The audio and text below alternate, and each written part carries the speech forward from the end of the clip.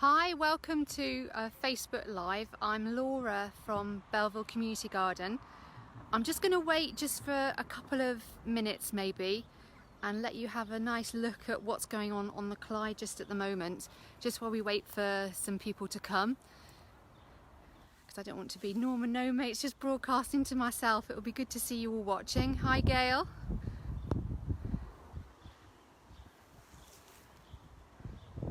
So just to let you know where I am, just in case you don't know Greenock very well, you're watching maybe from somewhere else. I'm standing at the top of Belville Street. So it's the hill at the top of Belville Street looking down into Greenock. Hi Janet, oh thank you for supporting and watching. Hi Joanna. So what I was thinking with this little 20 minutes, just 20 minutes to ourselves. I don't know what your week has been like, but I know what mine's been like. It's been pretty busy. And I just thought, well, let's just take 20 minutes and spend it together looking at some of the sights and sounds of what's going on in the Belville Garden at the moment. I'll turn this round. So I just wonder if you're watching and you want to join in, if you can just put maybe a couple of words to describe what your week has been like. I think hectic. I don't think it's been stressful this week, but it's been hectic and busy, I think, are words that I would describe my week as. Just have a think to just describe your week, how it's been. And we're at the end of it and it's nearly the weekend, which is great. So I don't know how Gail's week's been, or Janet. And what I'll do is, while we're thinking about what our week's been like, I'm going to put it back to the Clyde. And if you look down to the bottom, where I'm just going to point now, you can see the EE building just through the trees. I'll just focus in a little bit more. That's the EE building there. And that used to be the Scots shipyard. I think it closed in the 1970s, and what happened was that on a Friday afternoon where the klaxon went for the end of the shift at the shipyard, I was told that people came pouring out of these shipyards and up to where they lived in Belville Street, and it suddenly got from very quiet to being incredibly busy very quickly, and everybody going into the pubs.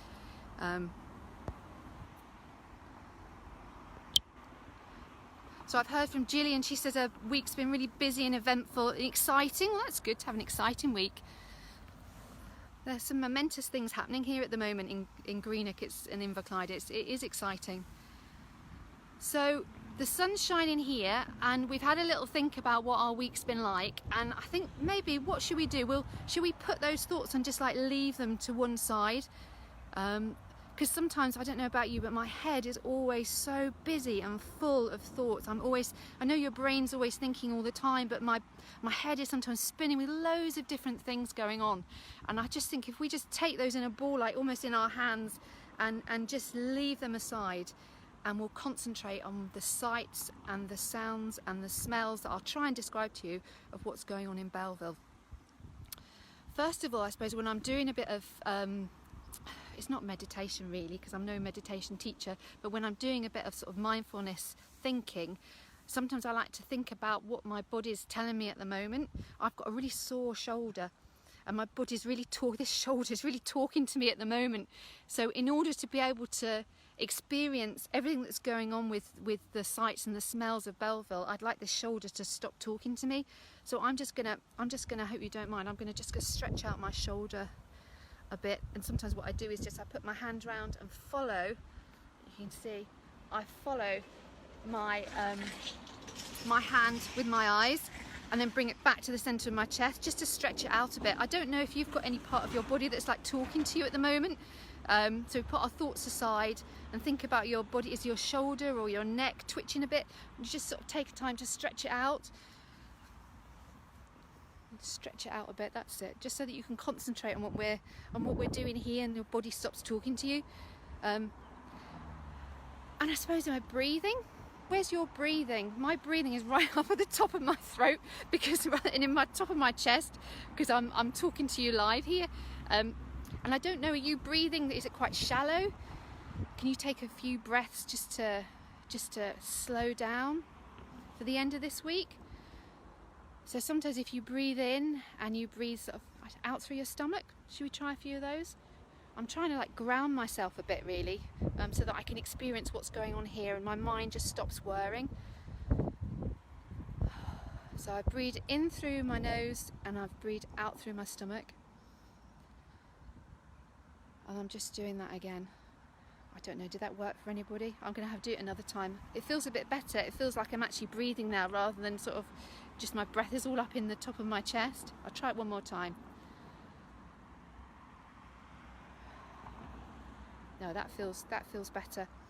And I'm also going to stand. I'll show you my feet the other way.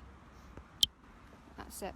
So I've got my trainers on today. I'm going to stand and feel my feet on the ground, because sometimes, I don't know about you, if I'm really busy, my feet, I feel like I'm walking on the tops of my feet. And what I'm going to do is I want to show you a little bit of a vantage point. So what I'm going to do is I'm going to walk along, and I'm just going to walk and try and put my feet on the ground and feel really grounded into the earth. I'm trying not to tread on all the wildflowers as well. So I'm walking with my heels first to my toes, and that feels a lot better. I don't know if you've ever tried that. It really grounds you into the earth, and you can feel that you're actually walking and you're part of the earth rather than being up in your head somewhere.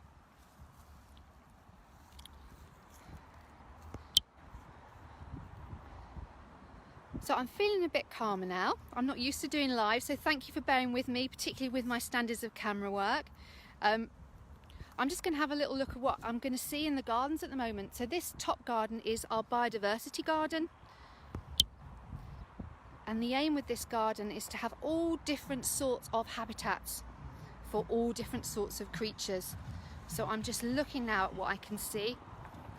The main thing that I can see in the garden at the moment, the wildflowers that are really standing out, are these big daisies. These are called oxeye daisies. If I look up, look, there's a whole sea of them. And they are wafting in the breeze. There's a little bit of a warm wind coming just off of the Clyde at the moment, up from the southwest. And it's making them just sway gently in the breeze. So we'll just walk through these and see if we can see any insects.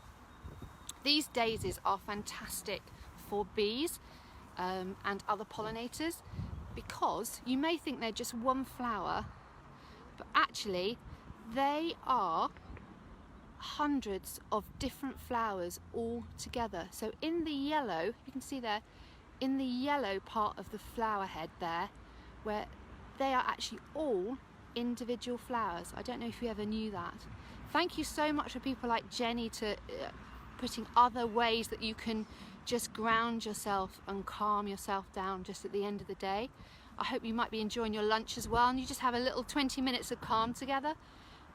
So that's something I didn't know until a few years ago about daisies, and that's why bees love them so much, is because they've got 100 flowers all in one. I'm going to carefully tread my way through these grasses, and I'm going over to a bench now. I'm on the hunt for bees. See if we can see some. There were loads earlier, and now I think they've all gone for their lunch. But look at this sea of daisies. You can see this any time just by coming to the top of Belville Street, if you can go out for your exercise around here. In amongst the oxeye daisies are these. These aren't flowers just at the moment. These are knapweed. And there's knapweed heads just at the top here. These are also fantastic flowers. They're purpley coloured, look like little thistles. Fantastic flowers for pollinators. If anything catches your eye, just let me know and I'll try and do that. So we are heading over towards the viewpoint cairn, and I'm going to see if there are any little invertebrates basking in the sunshine, and that's why we built this, because these stones here, I'm going to touch them because they feel really warm. They're really warm to the touch today, even though the sun's not been out all day today. These stones warm up, and invertebrates who get their heat from the sun, they come and they warm themselves on stones like this. Can't see any. I can see little red white mites. There's a little snail here. There's a little snail there, but I can't actually see any just at the moment. There could even be lizards and things like that, small lizards just living in the crevices here. So we're going to turn around now, show you a little bit of the view. There's some of our silver birch trees. There aren't any boats unfortunately in the Clyde today. I was hoping to be able to show you some boats. Let's see another view.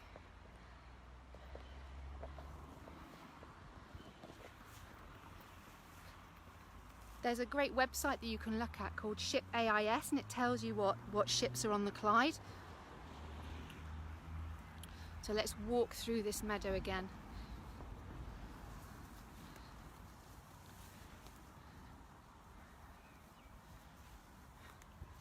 So here we're coming up to one of the mounds in the Biodiversity Garden. I'll just draw back a bit. So you can see this mound has got different things growing on it than the daisies that are here.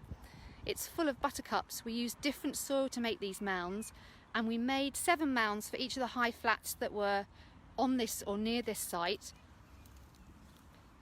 I'm just heading down to see this little fellow. This is a little red-tailed, female red-tailed bumblebee. Can you see on these buttercups? There must be a nest of these somewhere here because I've spotted quite a few of these today. They're quite a small bumblebee, and they have a little coloured or orange coloured bums, and if it's a male they have a little yellow collar, but if it's a female it's all black with an orange bum.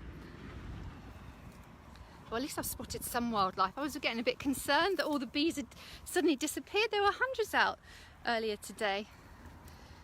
Hi Tracy, thanks for joining us.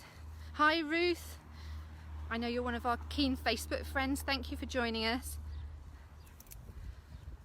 So at the moment I can smell, and it's a shame I can't share this smell-o-vision with you, I can smell a lovely, like, slightly salty air coming off of the Clyde. And it's got a sort of fragrance with it, and I'm trying to think of where that is coming from. I don't think it's the daisies. I think it might be some other flowers that are growing. There's some wild roses growing nearby. It could be them. You can just smell just something in the air, and the air is lovely and warm. Let's see if we can catch this little fellow. This is another one. So this is another, same one, another female, just slightly bigger, this one. As the year goes on, the summer goes on, bumblebees, they get slightly smaller. But these ones, these red-tailed ones are quite small anyway. So we're going past another feature, which is our log pile. So again, you might think, oh, log piles, these are really messy, but it's not. Created in a certain way and put together, and we put soil in amongst it. These are just some of the best places for habitats for invertebrates and little small mammals as well. And sometimes some of the best gardens are not the ones that have all straight edges and wonderfully curved bushes and are all neat and tidy. If you leave a bit of woolliness around the edge of your garden, it can be amazing for wildlife. Right, I'm going to move from the beautiful field of oxeye daisies here, and I'm going to go over here down the path. I'm trying to walk slowly and mindfully. I'm not sure how I'm managing it. I'm just looking at my feet and I'm trying to walk. You can hear my feet crunching on the gravel. Can you hear that? There's just small little bits of gravel here, and I'm trying to walk from the bottom to the top of my feet and feel my feet on the ground. It does make you feel better. I'm going to head over to the bottom part of the Biodiversity Garden, and I'm heading towards some foxgloves here. These are foxgloves. You'll probably know this flower. Hello again. Hi, I'm back. I had to cool my iPhone. I've come into a shady area. I had to cool my iPhone right down again. It said it got too hot. It's obviously all me talking. So lovely to see you, Michelle, and Jenny and Tracy. Thank you for bearing with us. I'm going to stick in a slightly more shady bit then if my iPhone is not liking being used so much in the sunshine. So what I found here, so I turn it around, I found some purple flowers here that grow in the sunshine or in the shade. They're part of the pea family. These ones here, I think they're quite beautiful if you see them. So if you grow peas at home, you'll have a similar sort of flower, but white. So these are part of the vetch family. So they are great for adding nitrogen into the soil. So there are lots of different ones. There's a bush vetch, there's 2 or 3 different sorts of vetches. Some of them more common, some of them a bit rarer. I'm also seeing, this is our small pond, I'm seeing what there's there at the moment. That's a fly, sort of hoverfly. Hoverflies are really difficult to identify. I can identify really obvious ones, but there are hundreds of them. You can spend your whole life just learning how to identify them. So this is just a tiny pond area that we've built out of an old bathtub, but it's teeming with life, and it's really useful for birds and, you know, other mammals to bathe in here and drink in here. And if you have water, even the smallest little bit of water, look how small this is, in your garden, you can actually find that you can introduce so much more wildlife into the garden. Right, I'm going to chance it with my phone that it doesn't overheat again and go back up the road.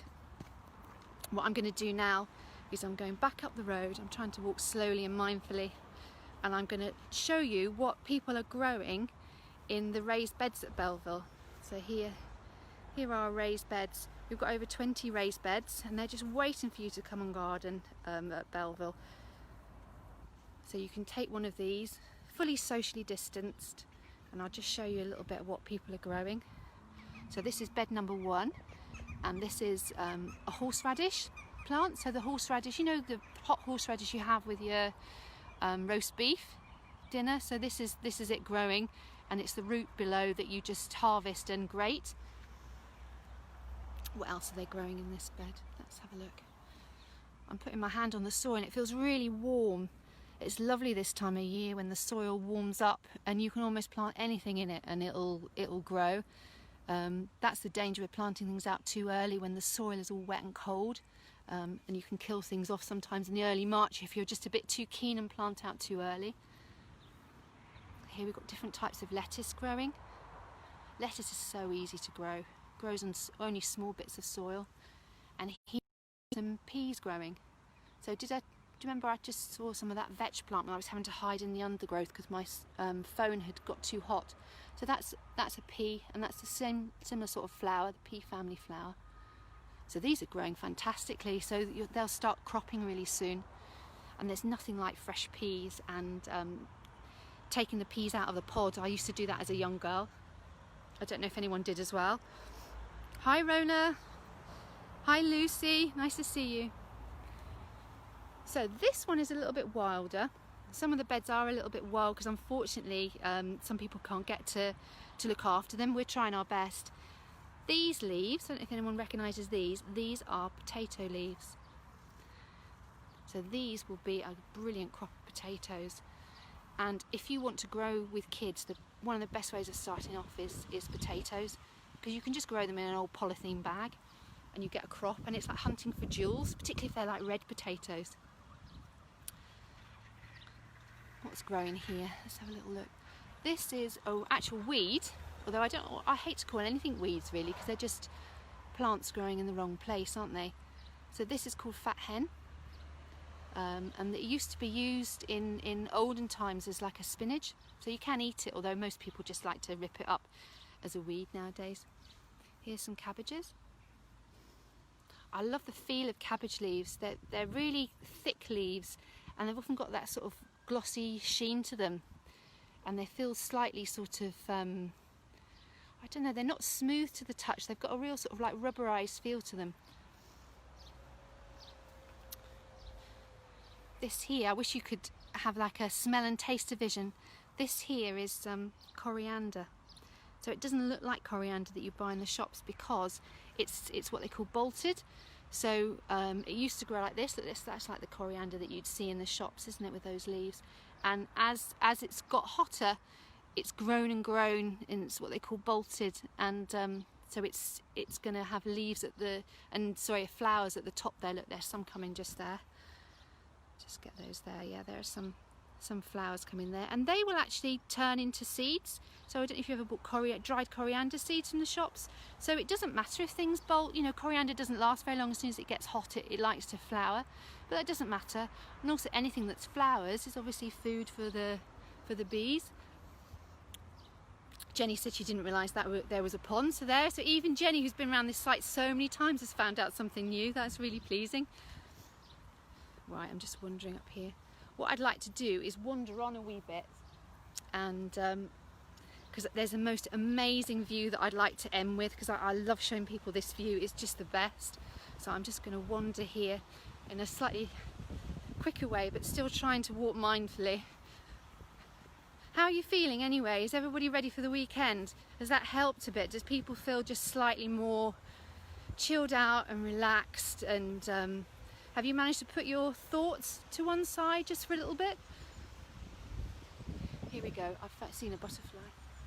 I used to call these cabbage whites, but in fact this looks like a small white, but it won't stay still enough for me to see. It's on the cabbages. Trying to lay its eggs probably. Does that look like a small white butterfly? So these are beds just waiting for a new owner, like a new little dog needs a home. Look, these poor beds, they need a new home, a new owner. Could it be you? Come and have a look at this view, it's amazing.